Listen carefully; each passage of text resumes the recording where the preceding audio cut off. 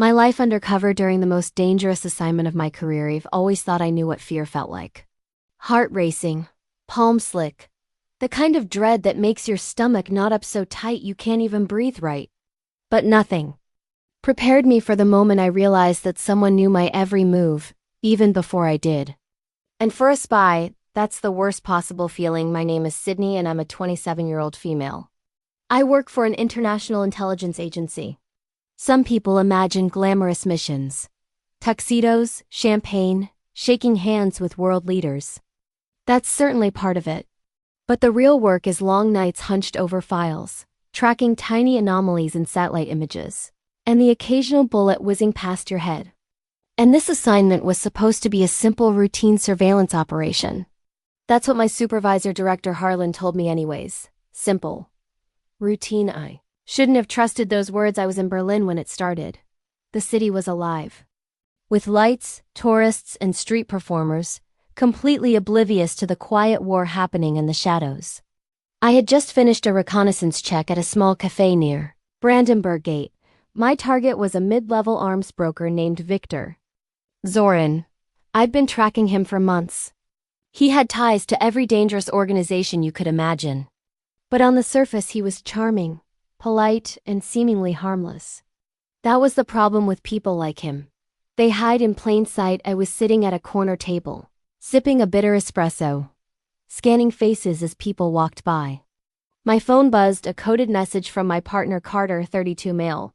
Carter is my supportive rock. The only person I trusted completely in this line of work. You've got company. 3 o'clock. Black trench coat. Move. I looked up. Across the street, a man in a long black coat and a fedora was watching me. I recognized him immediately. He wasn't part of my team. This wasn't supposed to happen. No one outside our operation should have known I was here. I slipped out of the cafe, merging with the crowd, my heart hammering. Every instinct screamed at me that I was being followed, and not just by that man. There were shadows in every alley, and the streets were filled with people who looked like tourists, but weren't. Carter's voice came through my earpiece, calm but tense. Sydney, don't engage. Just keep moving. Head to the river. I'm on my way. I obeyed. Every step felt like walking a tightrope over a pit of vipers. Berlin was beautiful at night, but I didn't see the city lights. I saw the danger, the traps, and the hidden eyes, and then I heard it. The faint click of a gun. I spun around. The man in the black trench coat raised a pistol. I ducked behind a lamppost. Bullets ricocheted off the stone beneath my feet. My pulse exploded. Sydney, run. Carter's voice shouted in my earpiece. I sprinted down a narrow street, zigzagging to make myself harder to hit. The man was fast. Too fast. And then, out of nowhere, 2 more joined him. Coordinated and professional like Olympic athletes, I cursed. Under my breath, Victor's reach was deeper than I imagined. Whoever these men were, they had intel on you, so he ducked into a small doorway and pulled a concealed blade from my boot. Not to kill, just to defend. My breathing was heavy and loud, but controlled. I needed to keep thinking. I needed to survive. Then a hand grabbed my shoulder. I spun, blade ready, but it wasn't one of them. It was Carter, chest rising and falling, sweat on his brow. God, Sydney, don't ever do that alone. He grabbed my hand and pulled me into the shadows. We need a plan. They know we're onto Zorin. They know everything. I swallowed my fear. How? Who? He shook his head. Doesn't matter right now. We need to move. Berlin blurred past us, the lights streaking into lines. Every corner, every alley could be the end. I kept expecting another ambush, but we made it. To a safe house tucked into the industrial district. Carter locked the door behind us for a moment. Silence. Just the 2 of us, hearts pounding. This is bad, I said. Carter didn't answer immediately. He went over the surveillance monitors, checking cameras outside. Worse than we thought. Zorin has connections inside the agency. Someone's feeding him intel. That's why they knew you were there. That's why. He stopped, face pale. That's why they were ready for you. I sank into a chair trying to catch my breath. So, we're being watched by our own people? He nodded grimly. Could be. Could be Victor's own network inside. Either way, we need to find out who before it's too late. I felt the weight of the moment. I'd spent years in intelligence. I've seen some of the darkest parts of the world. And yet, nothing hit like betrayal from the inside. It was personal. It was dangerous.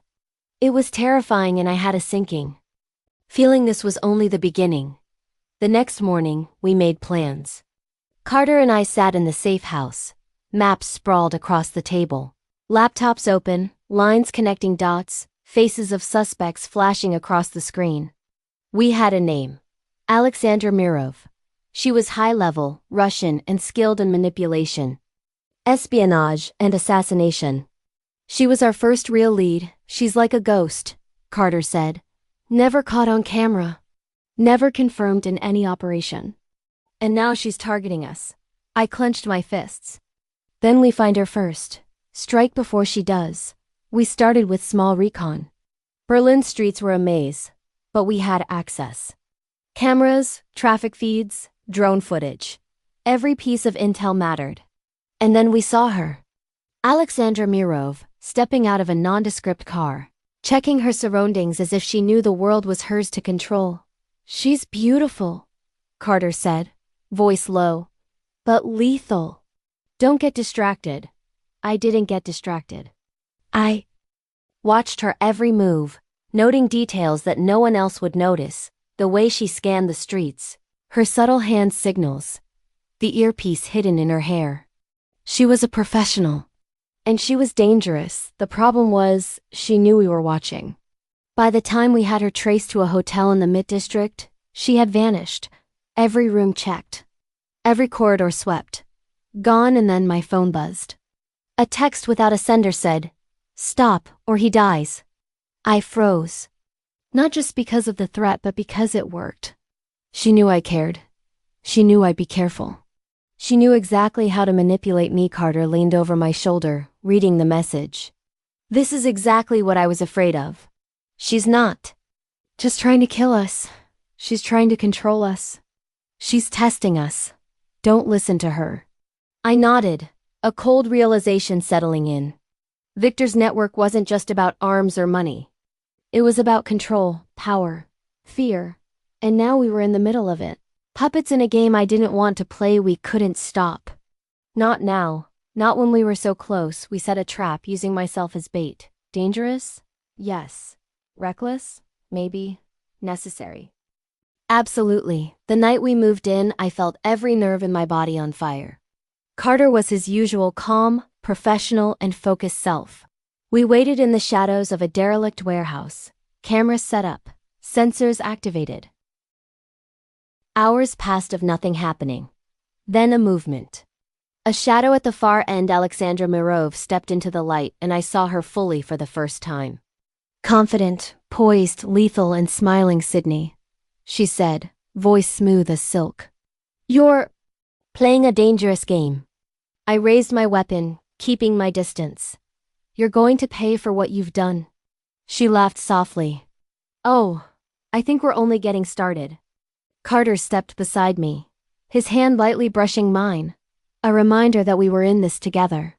And in that moment, I realized something terrifying. This wouldn't just be a fight for survival. This would be a battle of wits, of strategy, of psychology. And Alexandra? She was the master. I swallowed hard. My mission had escalated. Alexandra's words echoed in my mind. We're only getting started. They weren't idle threats.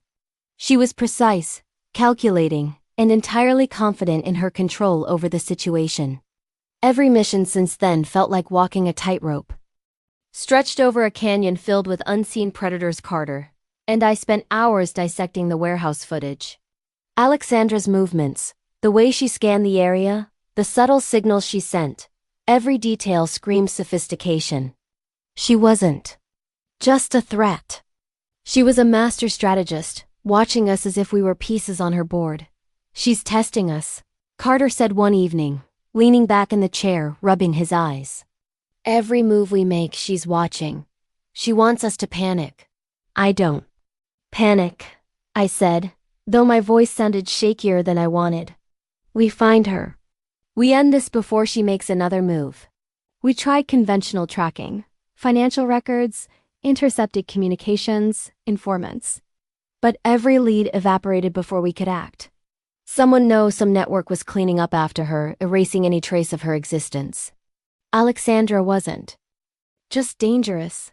She was untouchable. I didn't sleep that night. Every contact, every interaction, every call ran through my mind. Whoever it was, they were meticulous, careful, and cold. Alexandra exploited every weakness. And the worst part? She didn't even need to be on the battlefield to control it all. The next morning, the agency approved a deeper undercover operation. My target, a black market arms auction rumored to be connected to Alexandra. I would attend in plain sight, blend in, and locate a lead. Carter would back me up, but the mission was dangerous beyond anything we had faced. The auction hall was opulent, filled with international operatives, arms dealers, and shadowy billionaires. I stepped in, aware of every face, every shadow. And then I saw her. Alexandra Mirov was sitting at the front. She was composed and sipping champagne like she had nothing to worry about. Her eyes scanned the room, calculating, always 3 steps. Ahead I signaled Carter with a subtle earpiece code. He melted into the crowd, ready for extraction if needed. Hours passed. Sweat pooled on my back despite the cool temperature. Every glance could be a threat. Every shadow, an assassin waiting. And then I spotted Victor Zorin whispering to someone with a smirk that made my stomach twist. He had been orchestrating this chaos all along, with Alexandra as his ace, and then, hands clamped over my mouth. I twisted, but it was too strong.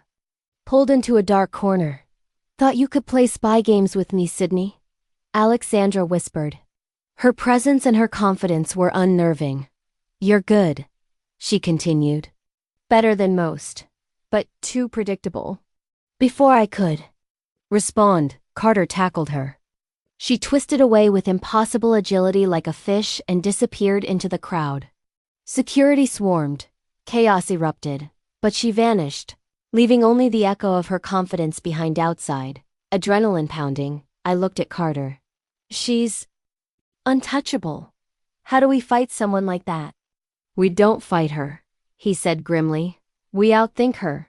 I knew he was right, but how do you outthink someone who predicts every move and anticipates every tactic? That night, I once again couldn't sleep. Every corner, every passerby, every shadow felt like it could hide her next attack. Alexandra was no longer just an enemy. She was a ghost haunting my every thought. The days that followed were filled with some of the most tense moments of my life. Every move we made, every contact we reached out to, every plan we executed was done with extreme caution. Alexandra always stayed a step ahead. I felt constantly watched, a sensation that gnawed at my nerves and left my mind restless. We eventually discovered the betrayal. It wasn't just one mole, it was a network inside the agency. People we trusted.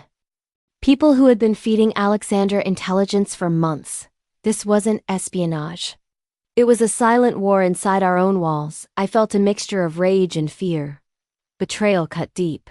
Carter remained calm. We knew this could happen, he said. Now we know the enemy. That's something to build on. We had a decision.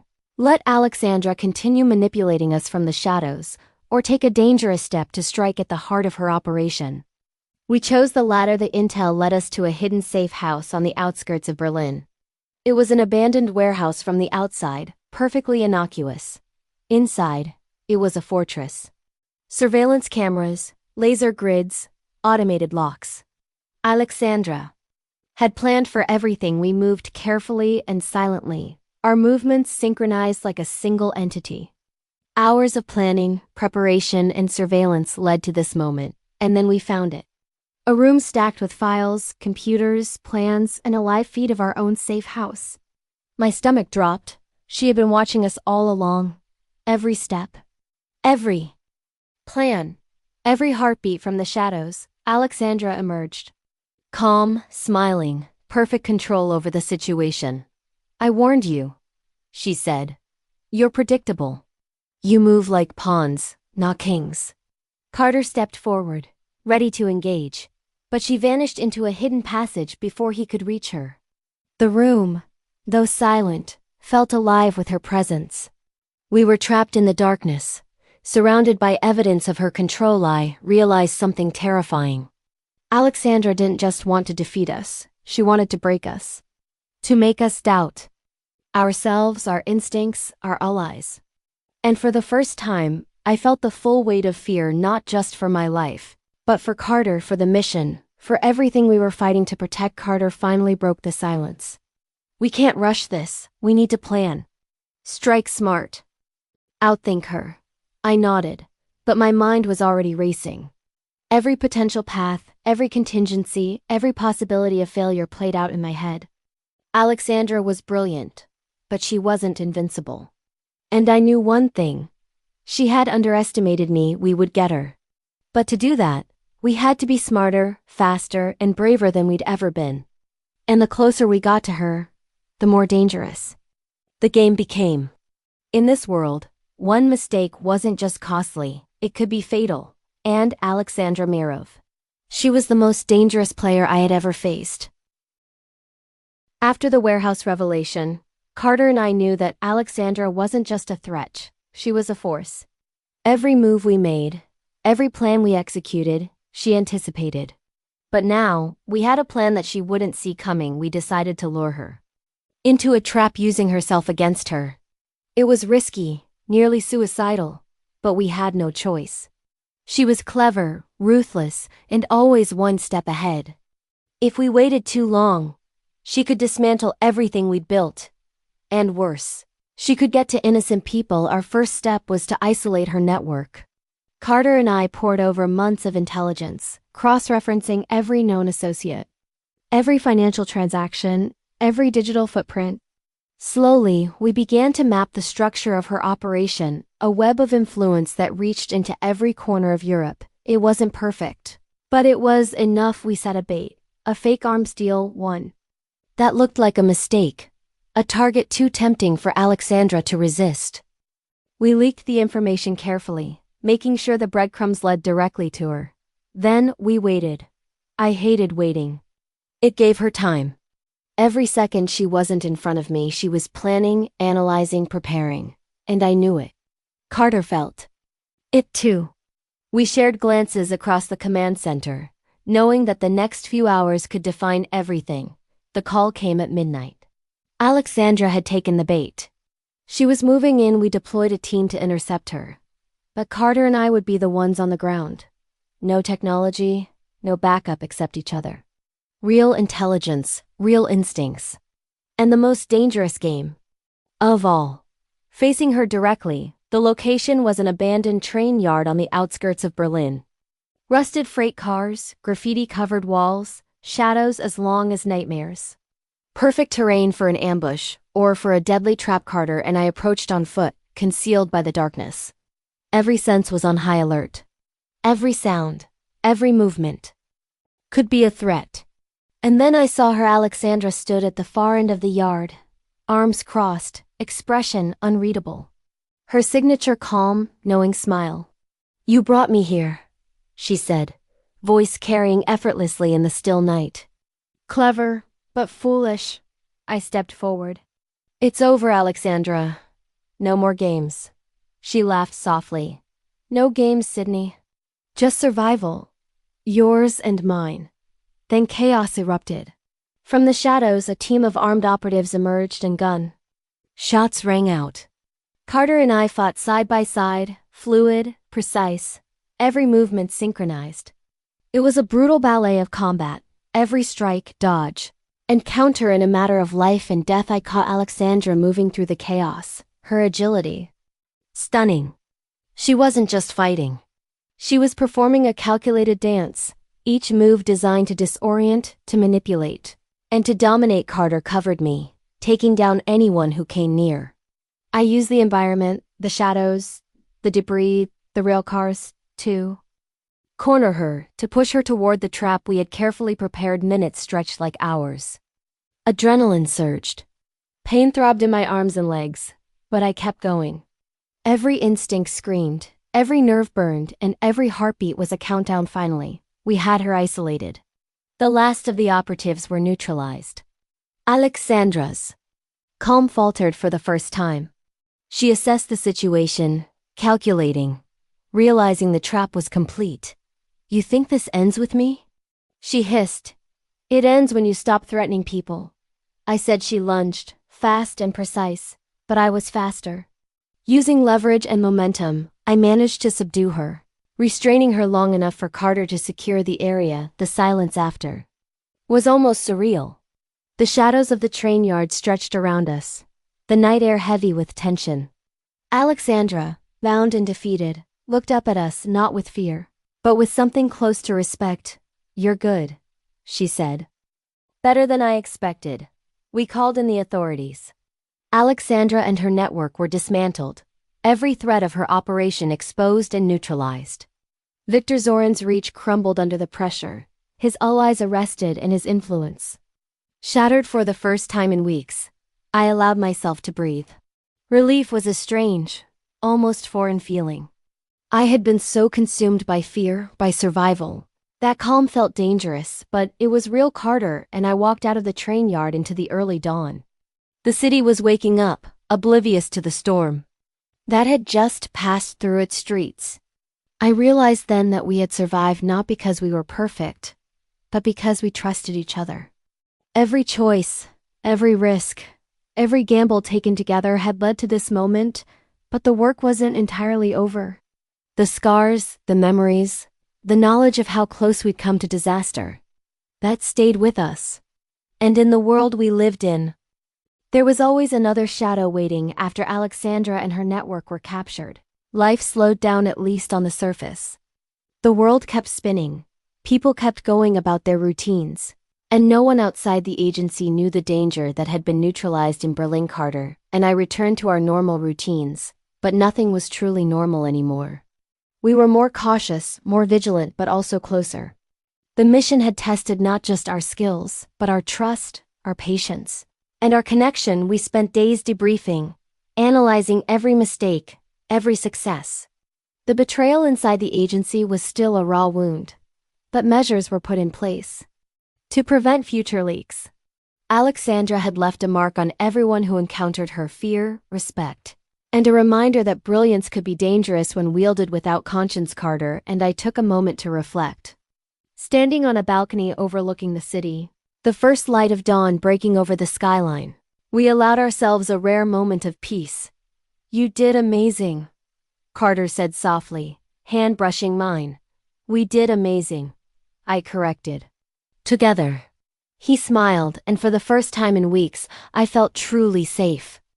Not invincible. Safety in our world was always temporary, but alive, confident, and ready for whatever came next. He turned to me and brushed a strand of hair behind my ear. Without thinking, I pulled him in for a long kiss.